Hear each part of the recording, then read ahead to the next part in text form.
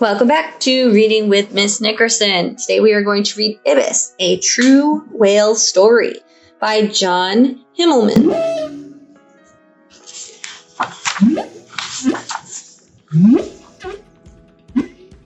Deep in a bay off the coast of an old fishing village lived a pod of humpback whales.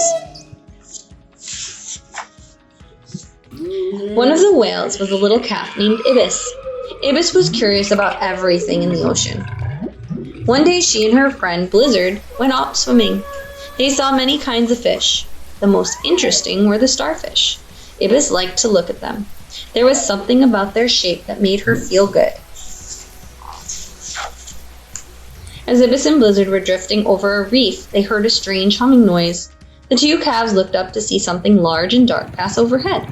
It was as big as a whale, but it wasn't a whale.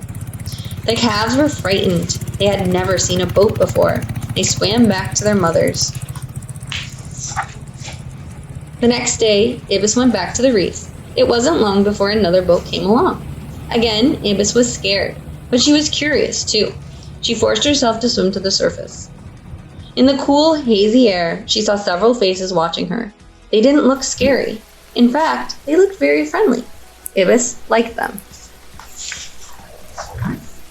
In the months that followed, Ibis and her friends lost their fear of boats. Boats came in many sizes and shapes, and the people in them always seemed to enjoy seeing the little whales. As Ibis grew up, she learned more about the sea. She knew what kinds of sharks to avoid, what food was the tastiest, and best of all, where to find the most dazzling starfish. Ibis never got tired of looking at starfish. People in their boats became a part of her life. Whenever a boat passed overhead, she swam to the top to say hello. One evening, Ibis and Blizzard saw a school of fish swimming around the bottom of a ship. Maybe there was something good up there to eat. They went to find out.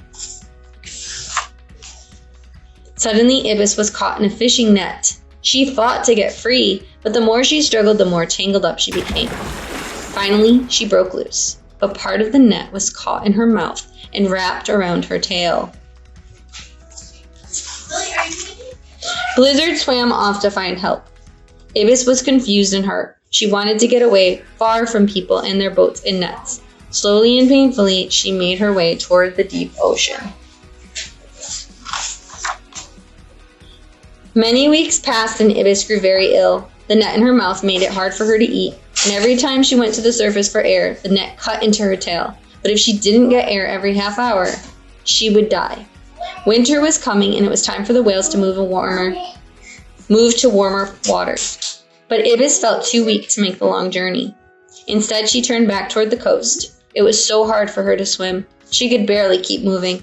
Ibis was about to give up. Then she saw a familiar shape. It was Blizzard.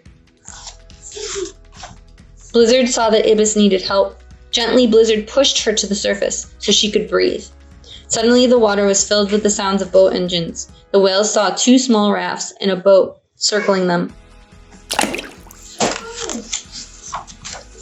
Blizzard and Ibis tried to get away fast, but Ibis wasn't quick enough. The boats rushed toward her before she could dive. The people in the boats began to attach large floats to the pieces of net that were hurting Ibis. Blizzard stayed nearby, circling the boats nervously. Because of the floats, Ibis could not dive. She began to panic, but she did not have the strength to fight. When the boats came in closer, a person reached into the water. Ibis stared at the person's hand. The hand reminded her of something she loved very much. She began to feel better. Soon, many hands dipped into the water. Ibis felt them tugging at the lines of the net. Moments later, the lines fell away and she was free. Ibis blew a big spout from her blowhole as if to say, "Thank you, thank you." Then she dived deep into the water. For the first time in many weeks, she felt no pain. She felt wonderful. Blizzard joined her. Then the two whales popped back to the surface for one more look. The people were waving their starfish-shaped hands. Ibis knew the hands had helped her, and that the people were still her friends. Soon Blizzard and Ibis were leaping and diving with the other whales, far away in the warm waters where they would spend the winter together. The end.